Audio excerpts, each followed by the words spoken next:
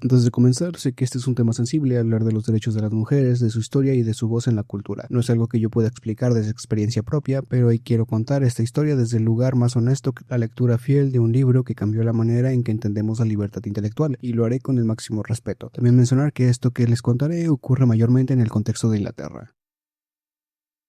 Inglaterra a finales del siglo XIX corresponde a los años 1801 al 1900.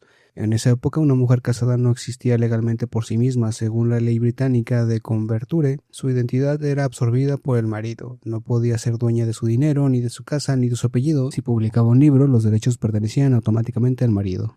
1857 se aprueba la ley de divorcio, pero solo los hombres podían solicitarlo por adulterio. Las mujeres debían comprobar crueldad adicional. Y si se separaban, los hijos pasaban al padre. 1869 se funda Greenton College, el primero para mujeres de Cambridge, pero los estudiantes no podían obtener títulos universitarios, solo asistir como oyentes, y con restricciones. Había jardines donde no podían caminar, bibliotecas donde solo entraban con permisos, libros que no podían tomar prestados. El conocimiento estaba custodiado y las llaves no estaban a sus manos. Mientras tanto, en el mundo editorial, las escritoras tenían que ocultar su nombre si querían ser tomadas en serio. Por ejemplo, Marianne Evans firmó como George Eliot para Mid-March, una novela sobre el destino y los límites sociales de una mujer inteligente en una comunidad conservadora. Y para The Mill on the Flows, El molino en Flows, sobre el conflicto entre la lealtad familiar y el deseo individual, protagonizada por una mujer joven marginada. Charlotte Brontë publicó como Curren Bell una novela llamada Jane Eyre, historia de una mujer huérfana que exige respeto, amor propio y dignidad en una sociedad que no se le concede fácilmente. Emily Brontë firmó como Elise Bell Cumbres borrascosas, una tragedia oscura y apasionada sobre el deseo femenino, la rabia y la transgresión moral. Anne Brontë usó el nombre de Acton Bell para La inquilina de Wildfell Hall, donde una mujer escapa de un esposo abusivo y desafía las normas victorianas. Louisa May Alcott firmó como A.M. Barnard para sus relatos oscuros. Sí, en su mayoría los libros escritos por estas autoras trataban sobre mujeres, sus vidas, sus deseos, limitaciones, emociones y conflictos desde una perspectiva femenina y compleja. Algo novedoso y disruptivo en su época, porque no eran personajes escritos desde fuera, sino desde dentro. Mujeres que escribían sobre mujeres porque las entendían. Todas estas formas, distintas en forma y estilo, tienen algo en común. Fueron historias sobre mujeres escritas por mujeres, pero con nombre de hombre, porque sabían que si firmaban con su verdadero nombre serían juzgadas por su género, no por su talento. Y aún más, sabían que solo una mujer podría narrar con honestidad el alma de otra mujer. 1918. Tras décadas de lucha, se aprueba el voto femenino, pero con condiciones. Solo las mujeres mayores de 30 que fueran propietarias. La lógica era simple y brutal. Quien no tiene propiedad, no tiene voz.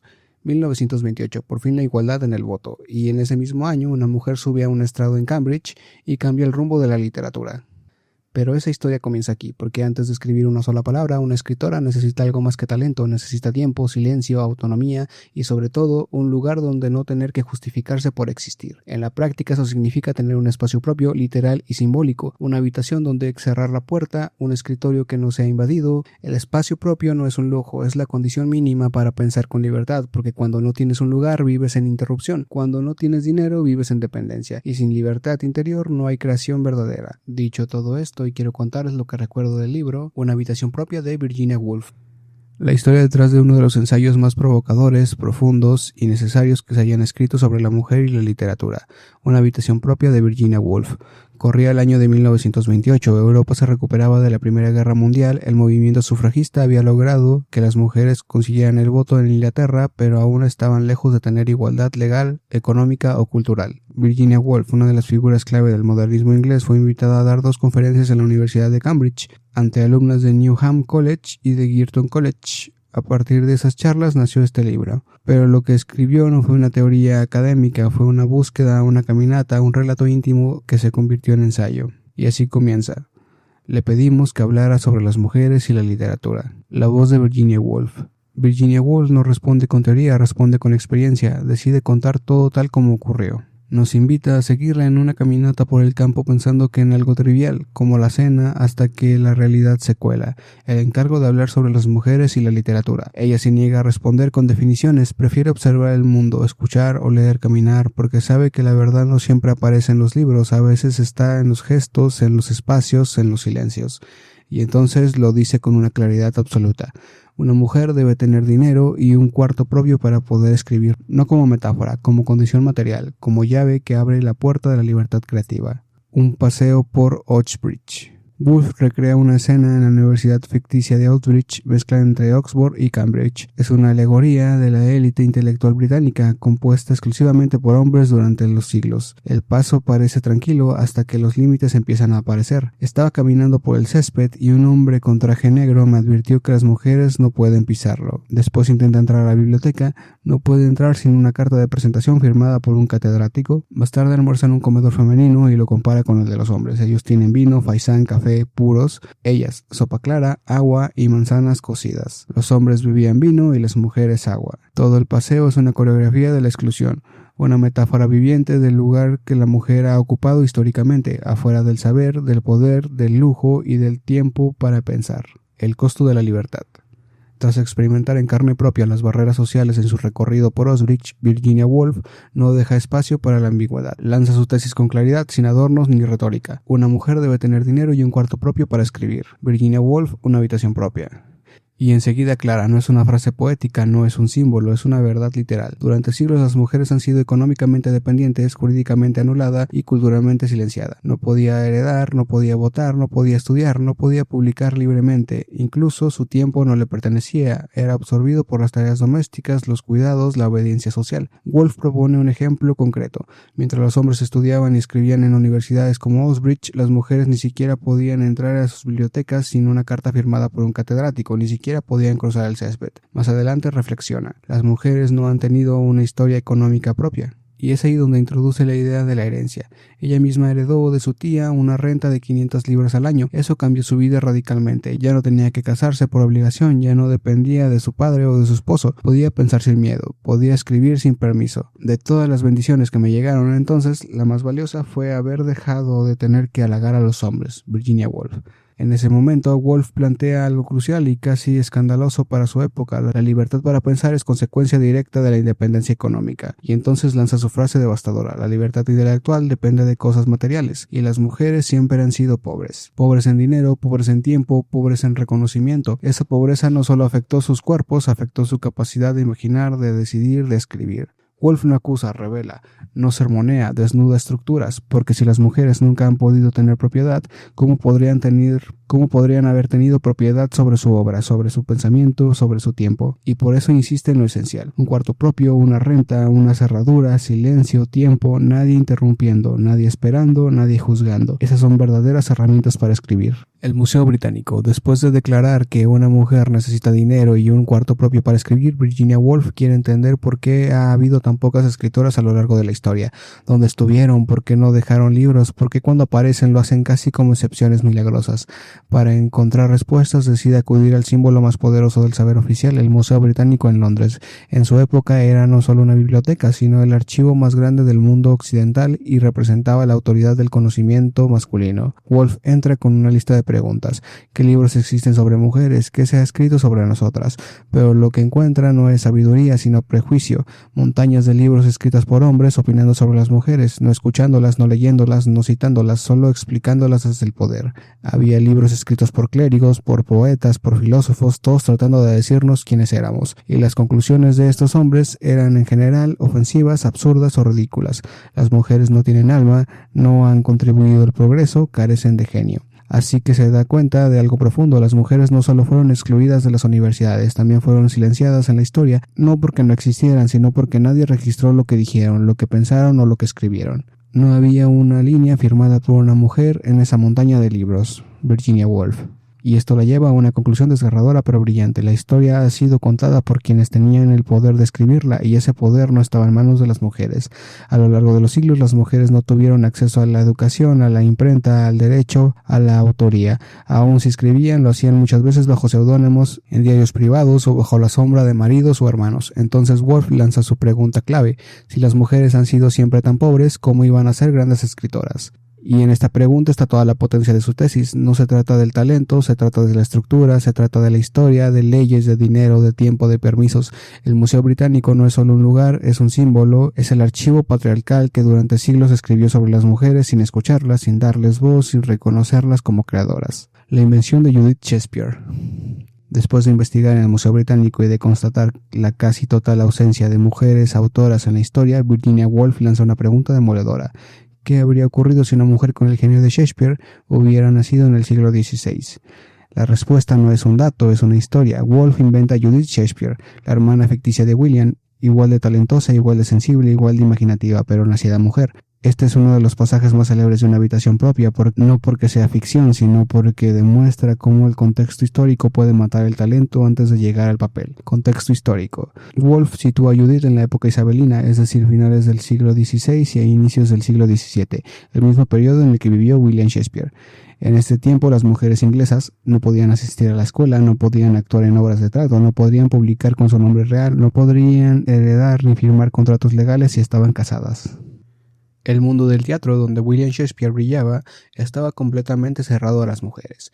De hecho, los papeles femeninos en sus obras eran interpretados por jóvenes varones. El experimento literario de Woolf. Con esa realidad como telón de fondo, Woolf nos pide imaginar que Judith nace en la misma familia que William. Digamos que ella tenía el mismo talento, la misma pasión por las palabras, el mismo impulso creativo. Pero mientras a William lo mandaban a la escuela, a Judith la obligaban a coser. Mientras él lee a Horacio y actúa en teatros, ella debe quedarse en casa. Cuando Judith trata de leer, se burlan de ella. Si intenta escribir, la golpean. Su vida está completamente condicionada por el género. Finalmente escapa de casa y va a Londres, pero incluso allí su talento es rechazado. No puede entrar en teatros, no puede ganarse la vida como escritora. El empresario teatral rió en su cara. No podía imaginarse a una mujer en el escenario. Virginia Woolf. Sin recursos, sin espacio, sin apoyo, Judith queda embarazada y se suicida. El significado de Judith. Judith no muere por falta de genio, muere por falta de medios, por haber nacido en un mundo que no le permite existir como creadora. Woolf no está exagerando, está mostrando con una historia inventada la realidad de la historia de miles de mujeres que nunca llegaron a escribir una línea. Judith Shakespeare no dejó ninguna obra, está encerrada en una encrucijada, donde ahora paran los autobuses. Virginia Woolf. Es un entierro simbólico. Judith representa todos los talentos femeninos anónimos frustrados, silenciados por siglos de patriarcado estructural, y con esa historia Woolf planta una semilla. Si queremos que nazca una Shakespeare mujer en el futuro, debemos darle las condiciones para que viva, piense y escriba. Esa poeta que nunca escribió vive todavía, ella vive en vos y en mí, y en muchas otras mujeres que no están aquí esta noche, porque están lavando los platos y poniendo a los niños en la cama. Virginia Woolf. El vacío histórico. Tras haber imaginado la historia de Judith Shakespeare, Virginia Woolf mira hacia la historia real, pero lo que encuentra no es una presencia, sino una ausencia. Frente a los estantes del archivo literario, dice con frustración: encuentro deplorable que nada se encuentre de las mujeres antes del año 1700. Virginia Woolf, Una habitación propia. No hay modelos, no hay nombres, no hay cuerpos con voz en la historia literaria. Ella nunca escribe su propia biografía, y es raro que lleve un diario. Se ha conservado solo un puñado de sus cartas. No ha legado obras de talento ni poemas que nos permitan juzgarla. Virginia Woolf. Woolf no habla solo del olvido, habla del borrado sistemático, ni diarios, ni poemas, ni novelas, solo conjeturas sobre cómo vivían. ¿Se les enseña a escribir? ¿Tenían un cuarto propio? ¿Tenían tiempo libre?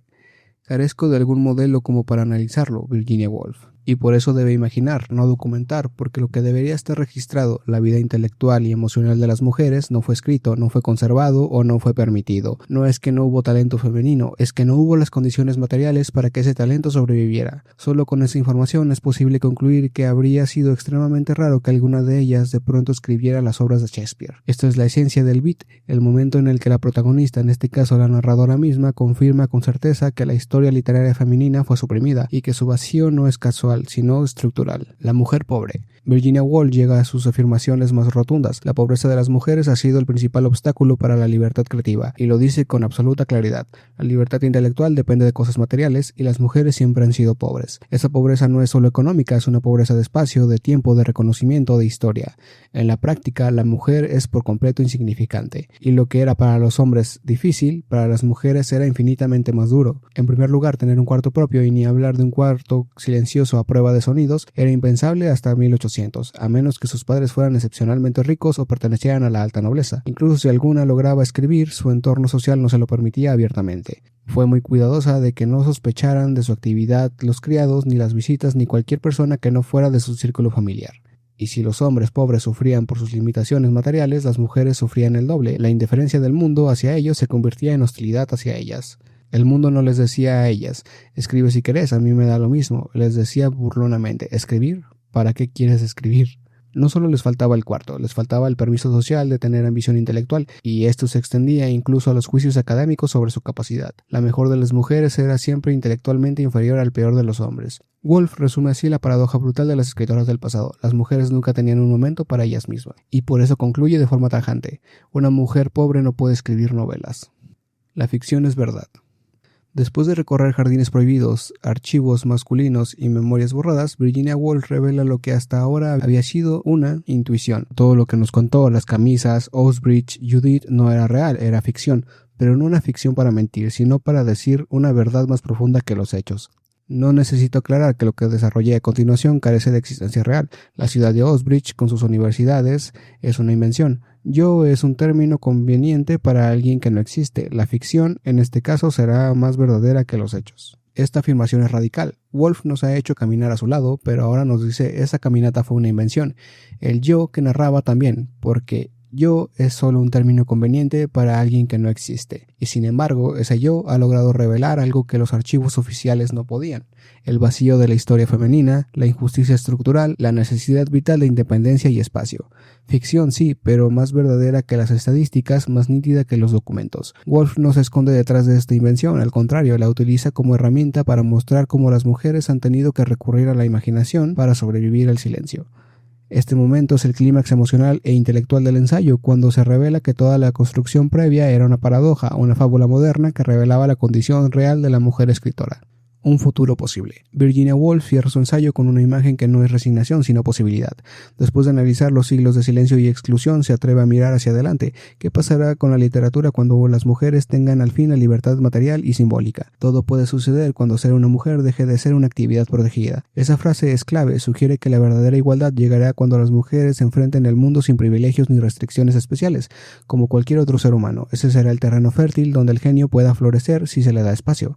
Entonces Woolf vuelve a Judith y le da un futuro simbólico. La poeta que no escribió está viva todavía, vive en vos y en mí, en muchas otras mujeres que no están aquí esta noche, porque están lavando los platos y poniendo a los niños en la cama. Esa poeta, la heredera imaginaria de Shakespeare, no ha desaparecido, solo está esperando que el mundo le permita vivir. Y si eso ocurre, Woolf afirma sin dudar: si le damos la oportunidad de vivir, ella surgirá. No como sombra, no como víctima, no como excepción, sino como escritora plena, con un cuarto propio, con independencia, con libertad. Esa mujer escribirá porque ya no habrá nadie que se lo impida. Con esa frase al final, Woolf no solo cierra un ensayo, abre la profecía, nos entrega una misión: crear las condiciones para que esa voz, la que nunca se escuchó, pueda al fin escribir. Conclusiones. Una habitación propia es un ensayo literario y filosófico publicado en 1929 que nació a partir de dos conferencias que Virginia Woolf dio en Cambridge, pero lo que terminó escribiendo fue mucho más que una charla universitaria. Fue una denuncia lúcida, íntima y radical sobre la desigualdad histórica que ha impedido a las mujeres crear, publicar y ser reconocidas como autoras. El libro está dirigido en primer lugar a mujeres jóvenes con aspiraciones creativas, a estudiantes, lectoras, escritoras, a todas aquellas que como ella alguna vez sintieron que no tenían derecho a pensar, a escribir o a tener una voz propia. Pero con el tiempo una habitación propia se ha convertido en mucho más. Es un texto para toda persona que haya sentido que no tiene un espacio para existir con autenticidad, para cualquiera que haya tenido que pedir permiso para ser quien es, para cualquiera que haya sentido que su voz no tiene lugar. Porque lo que Woolf plantea no es una receta, es una propuesta universal. Tener independencia económica y un espacio propio, tiempo, libertad, silencio, no debería ser privilegio reservado para unos pocos. Es una necesidad humana básica. No para que todos escriban novelas, sino para que todos puedan pensar con claridad, vivir con dignidad, decidir con libertad. En ese sentido, este libro no envejece, sigue interpelando a mujeres, a quienes buscan crear, a quienes no tienen tiempo para sí mismos. Y esa habitación, real o simbólica, es algo que todos merecemos tener. Antes de acabar con el video, me gustaría recomendarles la película Las Horas. Es una novela y una película que entreteje tres historias de mujeres en distintos momentos del siglo XX, todas conectadas por el libro Mrs. Dalloway, de Virginia Woolf. Virginia Woolf en 1923 en Richmond, Inglaterra, lucha por mantener su cordura mientras escribe Mrs. Dalloway. Laura Brown en 1951, ama de casa en Los Ángeles, embarazada, casada, leyendo Mrs. Dalloway y al borde de un colapso emocional por sentirse atrapada en su rol. Clarissa Bond, en la Nueva York de los años 2000, vive una vida parecida a la de Mrs. Dalloway, cuidando a un amigo enfermo de SIDA, cuestionando su propósito. ¿Cuál es la lucha mental de Virginia Woolf? La representación de Virginia en Las Horas está basada en su realidad biográfica. Padece de trastornos mentales, lo que hoy en día identificaríamos como trastorno bipolar con episodios depresivos profundos. Lucha con las voces internas, la presión creativa y la sensación constante de extrañamiento del mundo. Vive aislada en Richmond, donde su esposo Leonard la llevó esperando que el campo la protegiera de la agitación londinense. Siente que su entorno la cuida, pero también la asfixia. Y dice, me estoy muriendo en esta casa, si no me dejas volver a Londres, me muero. Virginia Woolf, personaje en Las Horas. La película muestra su fragilidad, pero también su lucidez, su sentido de humor y la profundidad de su mirada sobre la existencia. La película se llama Las Horas porque ese fue el título provisional de Mrs. Dalloway, la novela de Woolf. El título refleja el paso del tiempo, los pensamientos que llenan las horas de una vida y cómo lo ordinario puede contener lo extraordinario. Igualmente recordarles que si necesitan un ensayo sobre el libro, abajo hay un link en Patreon donde lo pueden adquirir. Los ensayos no están hechos con IA, pero sí están corregidos gramáticamente con esta. Y nada, muchas gracias por ver.